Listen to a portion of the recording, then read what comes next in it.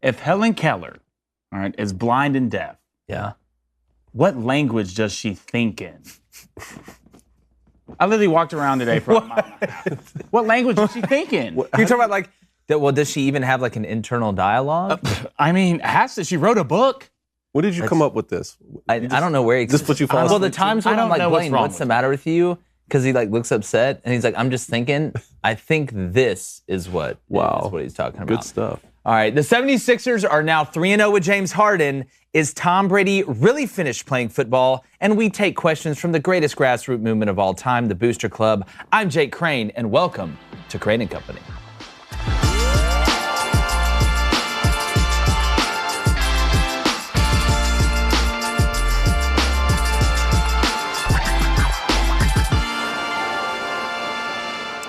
Sometimes in life, there are matches made in heaven. Peanut butter and jelly, Sherlock Holmes and Watson, Will Smith and Carlton Banks. And so far, the 76ers pairing of James Harden and Joel Embiid is working out beautifully. The pick and roll is smoother than butter on flapjacks. And the love fest with the Philly fans, the same people who actually threw snowballs at Santa Claus, has been on another level, as he talked about last night. So it begs the question, are the 76ers now the beasts of the NBA East? I say yes. And look, even though the 3-0 start hasn't been against the best and the brightest of the NBA, including the Knicks, who are a disaster, the combo of Harden, Embiid, Maxey, Thibault, and Tobias Harris, who's going to get it going, looks really formidable. The best teams are the ones that can attack you in multiple ways and win in multiple ways. And with Joel controlling the inside, James Harden patrolling the perimeter like a great white shark, and the supporting cast finding more open shots than a gun range, the 76ers are becoming a problem. The biggest question to answer now is whether or not they can be Philly tough against teams with junkyard dogs like the Heat, who play rough and tough, the Bulls, the Bucks. Will James check out when the game gets physical and the shots aren't falling and it turns into a rock fight like we've seen before? That remains to be seen. But add in the love from the Philly fan base with the Febreze brother-style fresh start for James Harden, and we may be seeing the beginning of a championship pairing. And so far, as I bring in my co-hosts, best cone since ice cream cone, former Michigan quarterback David Cone, and my brother, the curator of the chat, the James Lipton of the chat. Bid you adieu, sir.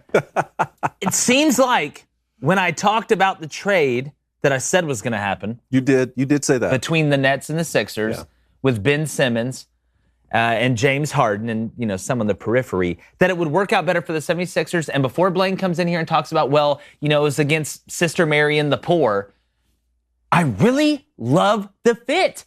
You watch the pick and roll game, whether it's at the top of the key, whether it's on the side. Joel, we know he's an inside-out guy. James Harden, he's always a threat from three, but he had, 26, 9 rebounds, 9 assists. You're dropping 26 and getting 10 assists. You might as well be scoring 40, 50 points a game. But it's the flow of it. And we can get into the schematical breakdown of X's and O's and what they're running, which in the NBA, it's like, hey, guys, you just go score. Individual basketball. Y'all play good. They have a good flow. They have a good chemistry. James Harden looks comfortable. But Cone, when it gets tough, because we talk about this in the NCAA tournament, eventually the shots aren't going to be falling and there's going to be a rock fight in the playoffs. And it's got to get physical and it's got to get tough. And they're going to have to rely on James Harden not to put the ball in the basket, but to keep somebody else from putting the ball in the basket. Do you think when it gets tough, they're going to be able to make it through? No. Congratulations. You got a nice pick and roll. Congratulations. All right. Even if they're the best team Even if they're the best team in the East, I'm going with the West this year. I think when Chris Paul and Devin Booker are good for the Suns, healthy for the Suns, they're the team to beat. And then after that, the Warriors. So it doesn't matter if they're the best in the East. Can I get some stuff off my chest with James Harden? You can. You're like Clint Eastwood from Gran Torino. Thank you. Okay, that's a compliment to me, okay, as long as I'm not too much of a curmudgeon. He's not a winner. He's not going to win, okay? Had 4 seasons with the Oklahoma City Thunder, playing with who, Blaine? Kevin Durant, Russell Westbrook. Couldn't win the big one then. Yeah. 9 seasons, right, with the Houston Rockets, with maybe the best point guard we've seen in our lifetime, Chris Paul. They had Clint Capella, got close, couldn't beat the Warriors, didn't win there. Goes to Brooklyn, repairs with Kevin Durant and now Kyrie Irving. They played, 16 games. 16 games. Yeah. Request 2 different trades from 2 different teams in 2 seasons. That's not a winner. So if the question is, does he have the best step back? Yes. Would I take him on my team 2-on-2 against you guys? That'd be phenomenal. I'll take him. Is he a champion? No. Well, okay, so let me ask you this, Cone. So what about the people that, maybe got married young or thought they fell in love or, it's let's elope and go try it out or go to Vegas and it doesn't work out and then they find their true love later. Yes. Sometimes you got to kiss a few frogs, man. Yes, like Matt Stafford. The good luck Chuck. Hey, it's a good luck Chuck theory. Like Matt Stafford. And I'm going to get into this on one of my Get Off My Lawn Please episodes, okay? Which is when you have a rookie contract like he had with the Thunder, you can't help where you go, right? Yeah. I think that you should be professional. You should see out your rookie deal. Don't pull this Eli Manning type stuff where you don't even want to get drafted by that team. You want to get drafted by someone else. You can't help it. I understand that. Use the best information you have to pick the second team you go to when you sign that long-term deal, which he did. The Rockets had a really great season. They were fun to watch. They almost made it to, was it the finals when they against the Warriors? Oh, so they won? Okay. Then you go join at Brooklyn for the same reason. Super team, the best super team maybe we've ever seen. They play 16 games together. Then he wants to get out and he wants to go to the 76ers. I'm sorry. That's not a winning guy mentality. that defended Ben. You need Dr. Not a winning mentality. You're the same guy that defended Ben Simmons, and then you're going to call somebody a crier. They're both crybabies. I'm talking about him. They're both crybabies. I'm talking about him. But how can you defend They're divas. Ben Simmons? True. They're divas. All right, they're divas. That's what they are. Did Philadelphia get better with the James Harden trade? Of course they did. He's one of the best offensive guards we've ever seen in basketball. You pair him with Joel Embiid, who's an absolute avatar who can shoot this. For sure, they're great, but they're 35-23 without him. Yeah. They're a good basketball team, but we just can't get too much going on this. They played the Knicks twice. Who won 1 game in February. You can only play who you can. I know. They beat a good T-Wolves team, a good T-Wolves team who's getting better. I believe you just beat the Warriors. The Heat are pretty good. They are. The Heat are like Bulls old school, are pretty good. But still to this day, nothing has changed with me. If Kyrie, and I know this is a big if, all right, the best offensive player, and I think the best basketball player in the world right now, the Kevin Durant, the tarantula, all right, who can do it all in any type of way, mid-range, the 3, inside. You pair him with Kyrie Irving, Uncle Drew, and then you get Ben Simmons, who just plays defense. Just play defense. That's all. Those 3 versus the Sixers.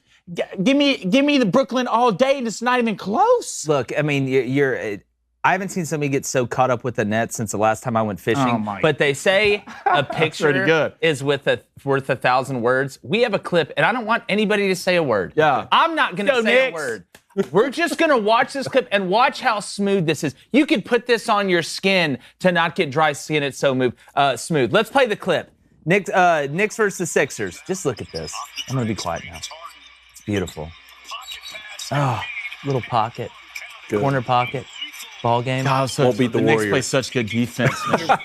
Don't worry. Watch this right here. Oh, it's purity. Wow. Maybe he's born with it. Maybe it's Maybelline. No, he's born with it. Ooh. Look at the flow and the timing and the chemistry. You just thought Walter White was putting this together. Oh, it's beautiful. All right, so my biggest thing, and I want to ask the Booster Club this, and you can put a poll out if you want. You can put a poll out if you want. Okay. Who you like in the East.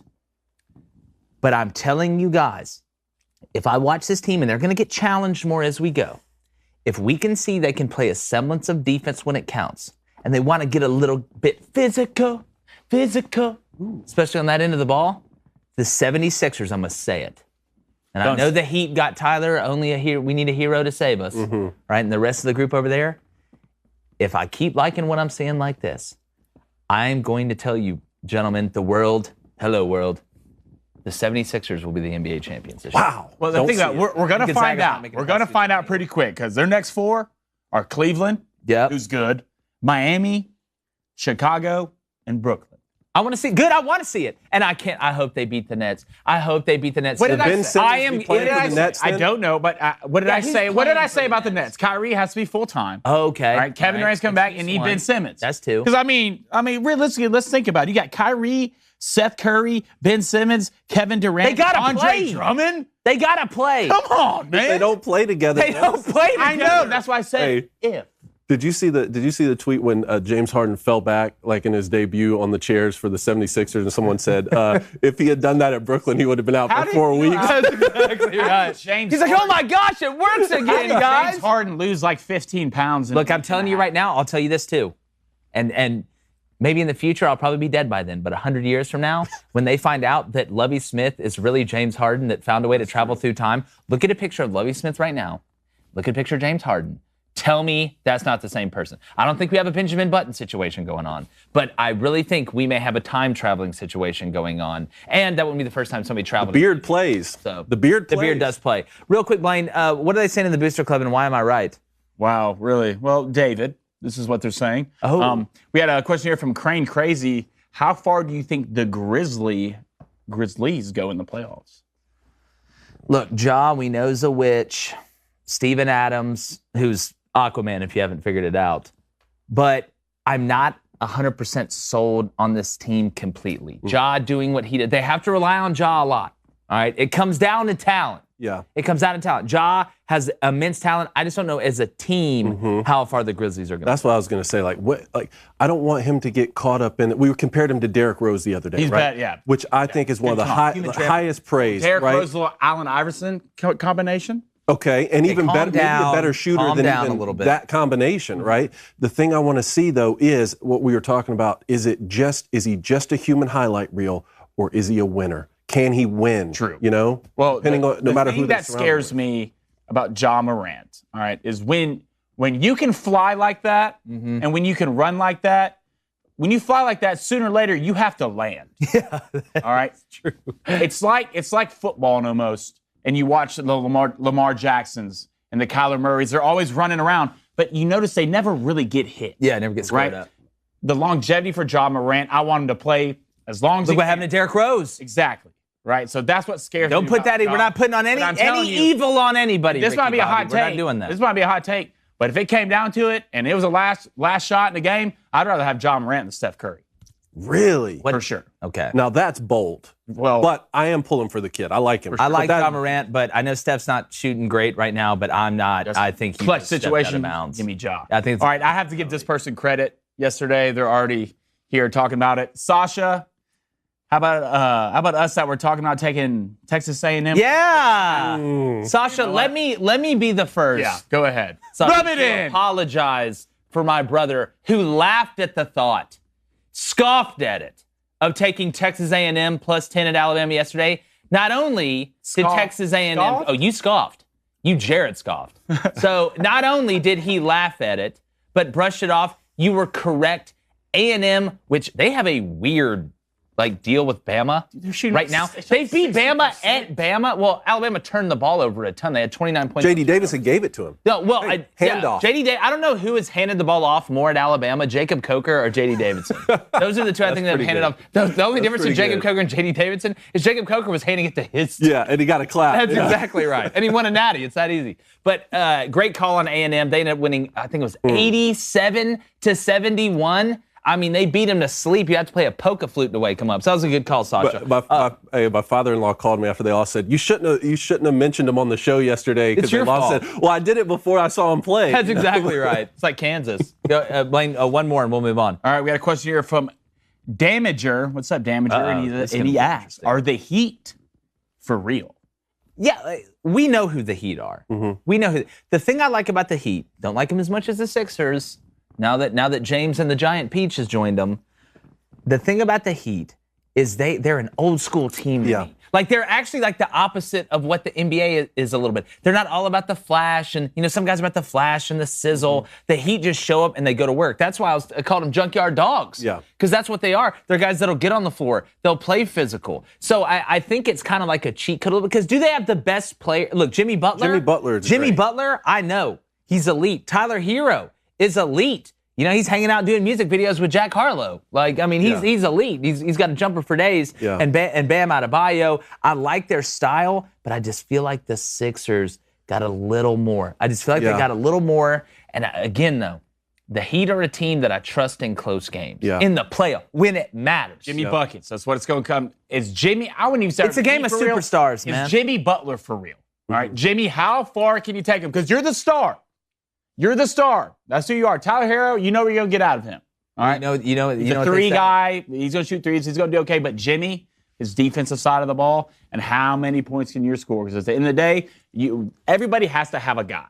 They do. True. And some teams have 2 guys, and some teams have 3. Yeah, or you can be like the Nets and have like 1.5 or 2.75 or whatever it is. We always say this, momentum is a real thing. Yep. And just because you're in the professional league doesn't make you immune to momentum. So the Heat have been playing together. They have that team mentality. So everyone keeps saying, like with Brooklyn, right, well, this collection of great individual basketball players will form, they'll be cohesive right before the playoffs start. That's not really how that works. I know, but the Heat, it's not a bad question. All right, let's go to punt or go. Let's move All right, punt or go. All right. I'm going to give you guys a statement, right? You're either going to punt or you're going to go, all right, depending on if you believe in it, in your heart or not. Deep down.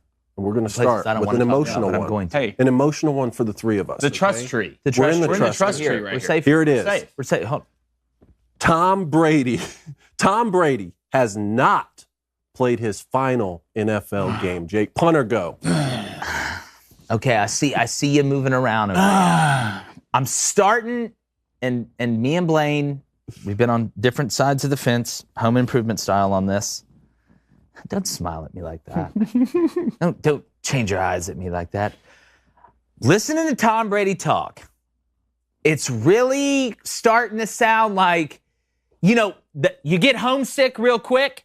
You're kind of missing it. Like Major Payne said, I got an itch. I got a scratch. But if he doesn't do it this year, I don't think he'll ever do it. If he doesn't do it this year. But you can only wake up and make banana pancakes for the kids so many times. Come on now. The hyperbaric chamber, turn it into a bounce house. Daddy, let's go outside. You're used to being like Gronk, let's go get better. You're in there watching film. You're the guy, you're the general. Now you're smart and you're doing whatever your wife tells you to do because you don't want to get in trouble and she makes more money than you. I'm starting to come over to Blaine's side a little bit, and it pains me on so many levels to say this, but Blaine may end up being right. And do you think also that Tom Brady maybe, you missed the process, and he's not a guy, he was obviously in the limelight because he won so much. Yeah. But do you think maybe he just misses the routine and being the guy that's like, listen, he just misses saying we're going to handle it internally. Put his locker next to mine. I'm going to tell him we're going to play Sudoku and figure it out. But Blaine, I'm starting to kind of come on over. Yeah. So at the end of the day, you put the headset on. How far is it, Coach? 4th and 2. 4th and 2. All right, we're going. Yeah. We're going. I got a little quote from here. It's a pretty long one, but I shrunk it down. From Tommy B himself. Put a Rick Moranis? Yeah, I keep them on their toes. All right. I wish I had a clear vision of what the future holds, but I think for me, I was looking forward to spending time with my family. I was looking forward to spending time with my family. I've done it for 5 weeks. I'm still looking forward to that, but we'll see what the future holds. Hold on. You have a kid. Now, you've had one for 6 months. But when you say I was looking forward and then have to reiterate and say, well, I am still looking forward to it, there's a little bit of uncertainty there. You can only put your kids down to sleep and tell so many bedtime stories. Yeah, sometimes you just run out of stories. And I guarantee all those bedtime stories are about what? Yeah. Football. Yeah, he's like, it was 4th and 2. It was the tuck rule. I'm gonna talk to Tom Brady directly for a second. Okay, go ahead. He listens to his voice. Both quarterbacks. Yes, we are part of the same brotherhood. Michigan quarterbacks. Okay, our bank accounts are a little different. Yours is bigger. But you get way more money. You got way more money. But that's okay. All right. I get it, okay? You have more rings than Saturn. There's nothing left to prove, all right? But there are only so many rounds of golf you can play, okay? Led the league in passing, led the league in touchdowns. You're not finished, buddy. You got more in you. I think he's going to come back, play for the Bucs. And if he doesn't, I do believe in Kyle Trask. Do you think it's just the Bucs, though? Because we're in this beautiful place. Well, I don't know. It's like Bruce Arians is going to walk around with the Tony Stark thing that he's not going to play for anyone else, about right? Bane? Huh? Yeah, it's about Bane. Or do you think legitimately would come back for a season and play for the Patriots? Not going to happen. For the Patriots? No, I want to talk about the Pats. He's not. Yeah, not the Pats. I'm saying there's a team here, in Nashville. But when they get Aaron Rodgers, yeah, we moved to Nashville, and all of a sudden it's Aaron Rodgers come to the Titans, Tom Brady come to the Titans. Cohn's going to be the quarterback for the Titans this year. Whoa, I believe it. Watch. We got a good thing going. I believe in you. We do. We got a good thing going. It's like the kid from Angels in the Outfield. It could happen. I loved that film. That was a great film. Yeah. That was a great film. Blaine, real quick, does the Boots Club think Tom Brady's coming back? Anybody? Nah, it's kind of mixed. It's kind of mixed, right? It's got to probably land. They do think if he does come back that he either needs to come back or get into commentating. That would be fantastic. I mean, Tony Romo Sean and Tom Brady in the booth. Sean McVay turned down $100 million. Was that official? You just won the Super Bowl. It was. I believe it. Well, for Amazon, I believe it. Sean McVay would be really good at. Can you imagine like Sean Payton, Tom Brady, Tony Romo, me? It'd be fantastic. Hudson Little in here said most overrated quarterback in the history of the NFL.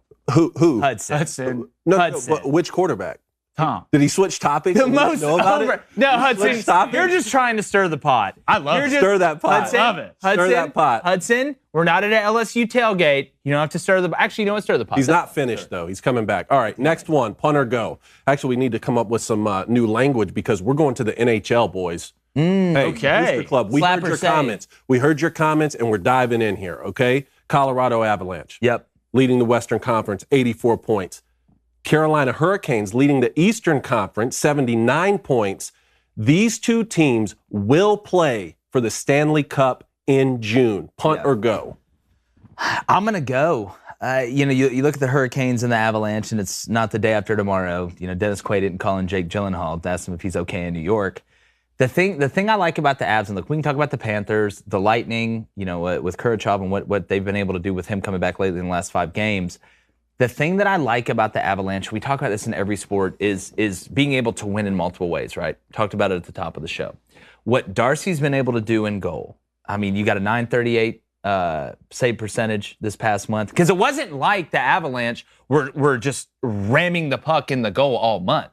I think they average like 3.2 goals a game, something like that. But it's kind of like in basketball, when you're not scoring, having a guy down low that can get offensive rebounds and put it back, or just get rebounds so it's kind of one and done on one side. They keep you in the game until the offense gets going, because it's just like any sport. Offense ebbs and flows. You look at baseball, right? Sometimes you slump. The best players in the world slump when they hit. Mm-hmm. So having a guy in goal that, at least at this point, has shown you the ability that, hey, when you guys aren't scoring, even on the power play, whatever, I can hold down the fort. I think that has longevity. And when you get in the playoffs in these series, guys that consider say, we don't have to win 5-4. Mm-hmm. We don't have to score 6 goals, to be able to win. I think that's huge. Now, when I look at the Hurricanes, and Aho and the whole group they have, to me, they're a little bit more offensively efficient.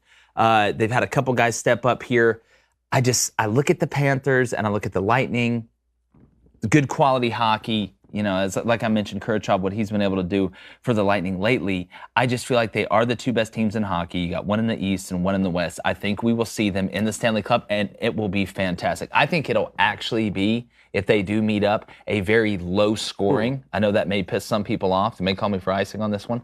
But I think it'll be more of a low-scoring game. But I really love what Darcy does in goal for the Avs. And I think, that's something that is always going to be there. You can always rely on. Yeah, kind of like Gonzaga, Kansas, just 1 seeds running all the way to – I won't get you started. Yeah. I'm still hopeful the Preds can get one of those wild card spots and maybe come in from the West. Look, and in hockey, it's kind of opposite. Who's hot, on the ice.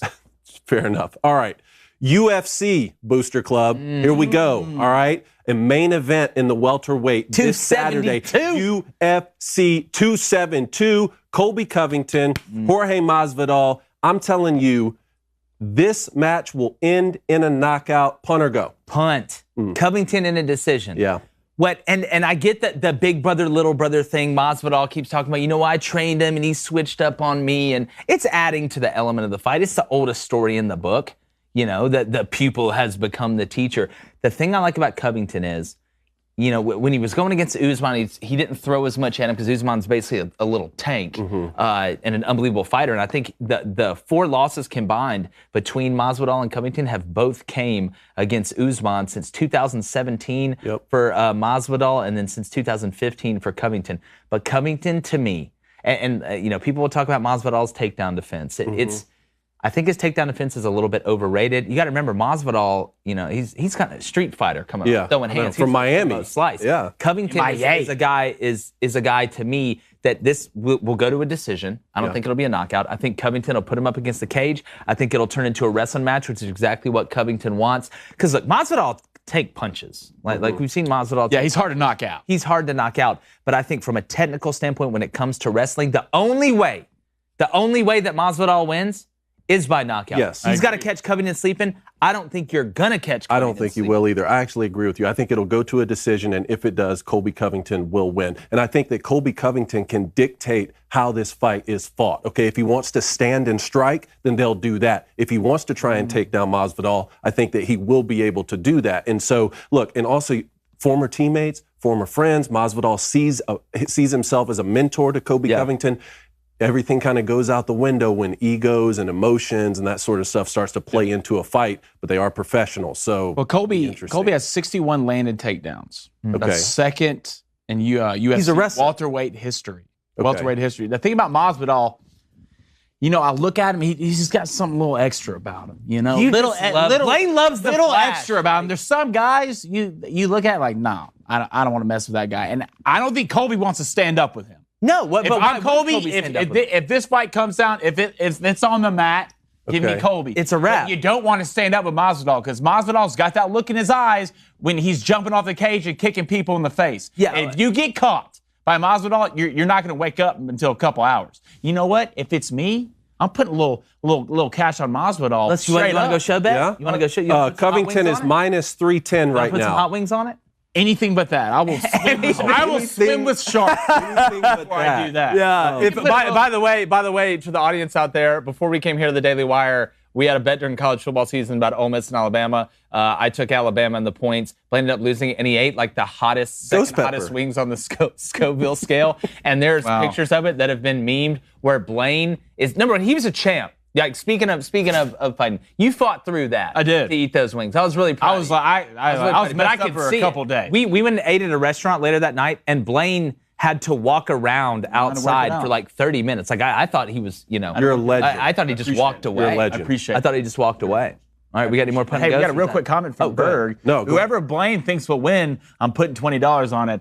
Put it on Masvidal. Who's that? Which one of your buddies is that? It's Berg, my boy. The Bird? Bergie. Your from pet the bird? We're both from the Bird. Day? Wow, that reference. That'll be about 10% will get that one. All right. Booster Club. Blaine, give me something else. Okay, John with the comment, flying knee from Masvidal. You heard it here first. Wow. You know what? Come on, guys. Come on. Don't buy into Blaine's hype. He's going to get you gassed up because everybody wants to see the knockout. Everybody wants to see the home run. Everybody wants to see the long pass for a touchdown. But I'm telling you, Colby Covington is going to get in there. He's going to get in the lab. He's going to put liquid paper on a bee. He's going to find out. Let's mix calcium with fluoride and see what happens. Let's see if we can Elon Musk this thing. It's going to get really technical. It's going to come to a decision. Okay, and I'm not talking about the one where LeBron went to Miami.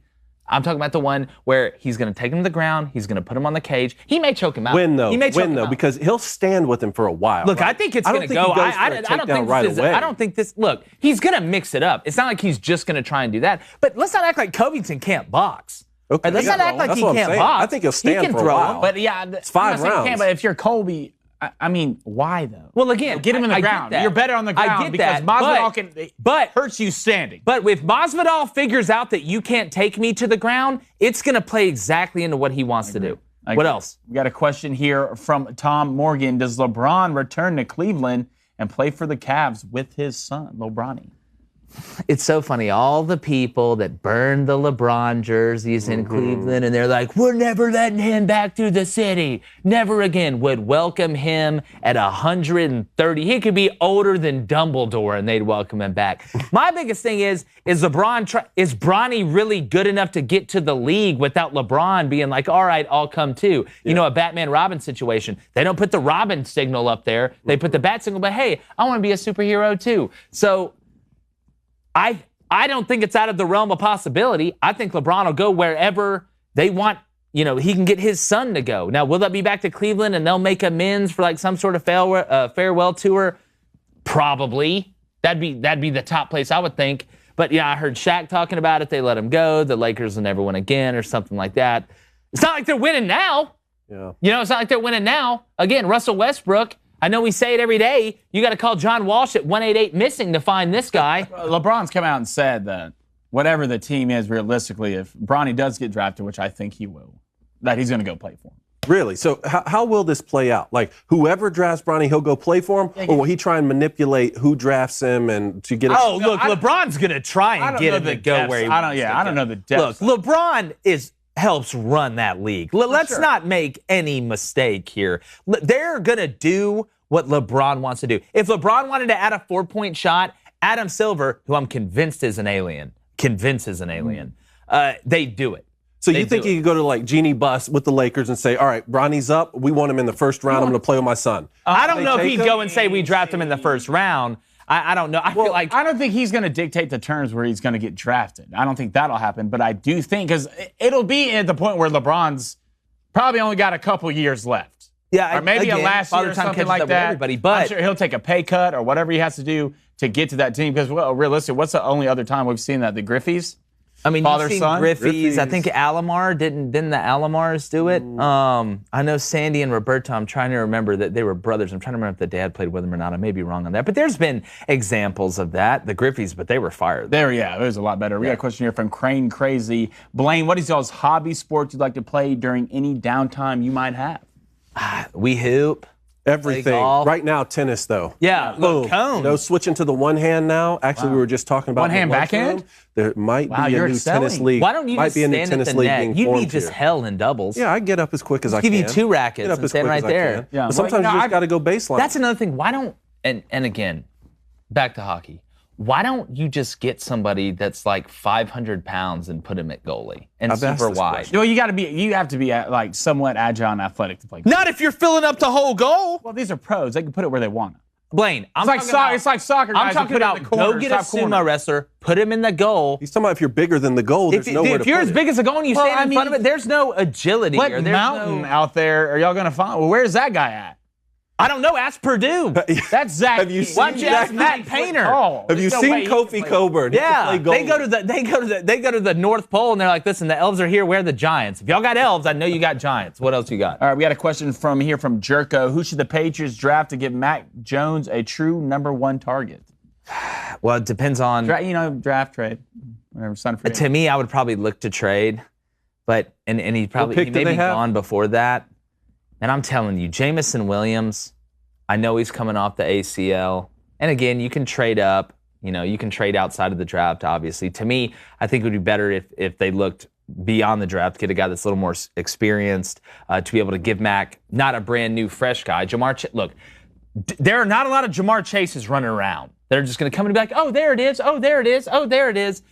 To me, you need to give Mac a guy that's experienced. Because Mac, he can develop chemistry, we understand that, but getting a guy that has experience with a young quarterback is almost adding another feather to the cap and taking a step out of the learning process a little bit. You get a guy in the draft that's not used to being a professional, it's a little bit different, there's a little bit of time. There's a couple names, but Jamison Williams, I think they have the 21st pick. Yeah, if they could get him coming off the ACL, he'll probably be gone by then.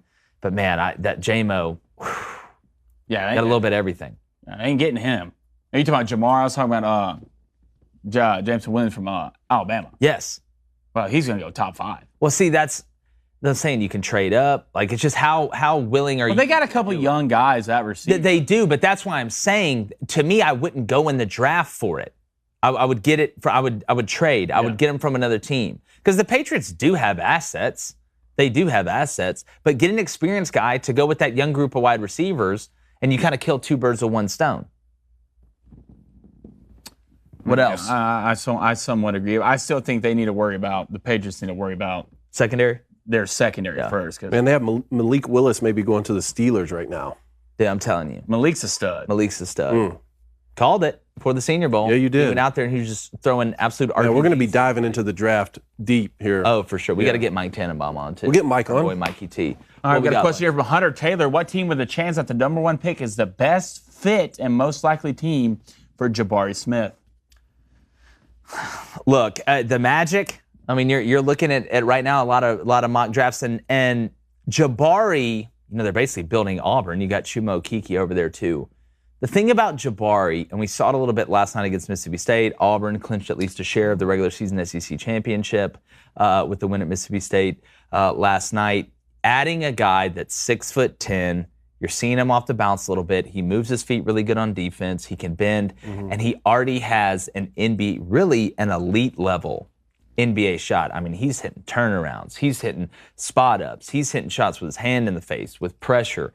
I think the Magic could be a good fit. And because, again, you look at Chuma and some of the young pieces that they have, I'd go Magic. How about this? Whoever has the number 1 pick. Whoever has the number 1 Ivey, pick. David. No, I asked that in question form a few weeks ago, and I did that in confidence, okay? And you know what? I give my takes on here in real time, and there's a larger sample size now. That's 2 weeks ago. I've seen enough of Jabari Smith. What can you not triple stamp, Blaine? What can you not triple stamp? I believe they're double stamp. Are you throwing that at me? I am. And you know what? It sickens me. First of all, how dare you? When I'm taking one of your boys and I'm saying I've seen enough from Jabari Smith, he's the number 1 pick. Whoever has the number 1 pick is going to get the best player. I mean, he's 6'10". That was always different. Part of this is I'm a little upset at the way Jaden Ivey shot the ball the other night. I was too. Weird watching him. You had to call insecurity. It was bad. All right, I love him though. We had a question here from Kyle Kennedy. What's up, Cal? Yeah. Oscar Tshiebwe, Jabari Smith, and Jalen Williams, rank them in order and importance to their teams. Say it one more time. Jalen Williams from Oscar Arkansas? Tshiebwe, Jabari Smith, and Jalen Williams, rank them in order of importance to their team. Well, the fact that Jalen Williams doesn't have an NIL deal from Amex, that dude's taken so many charges, including one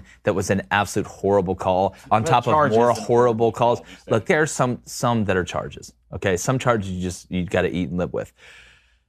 The importance to their team, Tshiebwe for Kentucky is 1. Okay. I mean, he controls the boards on the offensive and the defensive side. Look, they work inside out to Tshiebwe. He gets everybody else going. He's been unbelievably consistent. It's got to be National Player of the Year. I would say 2, Jabari Smith, just because he's the most elite player in college basketball. Auburn has other ways they can score. You know, Walker Kessler is 1 inch away from hitting the ceiling of every room he walks in, and he's agile. Had some big blocks last night.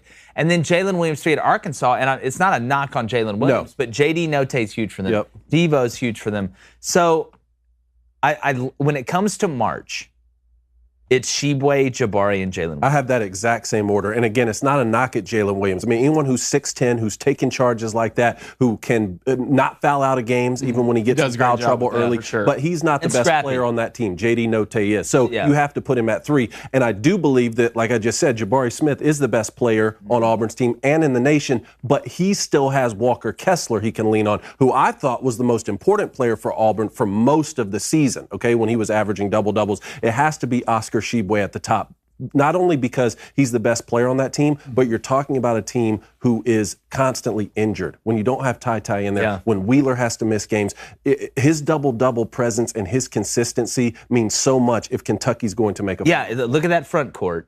If you take out Oscar Tshiebwe, it is way more devastating to Kentucky than if you take out Jabari Smith for Auburn. Because you do have Walker Kessler. There's not a ton of other answers for Kentucky down there. You take out Oscar Tshiebwe, like that, you take out half of what, and I get what you're about to say, but if you take out Oscar Tshiebwe, you take out half of what Kentucky does, half of it, as the whole team. Do you think, let me ask you this, do you think... I'm not saying who's better. Jabari Smith's going to be the better pro. That's not debatable. That's not the question. That's not my question. Right. Okay. Who do you think would be a worse team if you took Oscar out of Kentucky or you took Jabari out of Auburn? Kentucky. Oh, that's a good question. Kentucky. I would agree with you earlier, the way Auburn was playing, but the Auburn team I've seen lately, I would say Auburn be worse than Kentucky. That's valid. It is valid. Okay. So who should win National Player of the Year? Who should win National Player of the Year? It's Oscar Tshiebwe. Has to be. Yeah. It's Oscar Tshiebwe. So why would he win National Player of the Year? It's not number 1 draft pick Player of the Year. He's going to win National Player of the Year because he is the most important player to his team in college basketball. Yep. You want to give me a ball so I can just dunk it over Blaine right now? All right. That's still a stretch, buddy. I promise you, you're not dunking over stretch 5? Oh, yeah. Oh, the way you're sitting down, I'll dunk over you right now. But speaking about dunking on, if you want to watch the rest of the show and watch me dunk on Blaine, head over to the Daily Wire and become a member. Go do it now, because starting next week, we're going to be doing Mailbag Mondays. I'm so pumped. So become a member, go to our show page, click on the little airplane to submit your question. Also, go listen on Apple, Spotify, or wherever you get your podcasts. We're number 3 right now.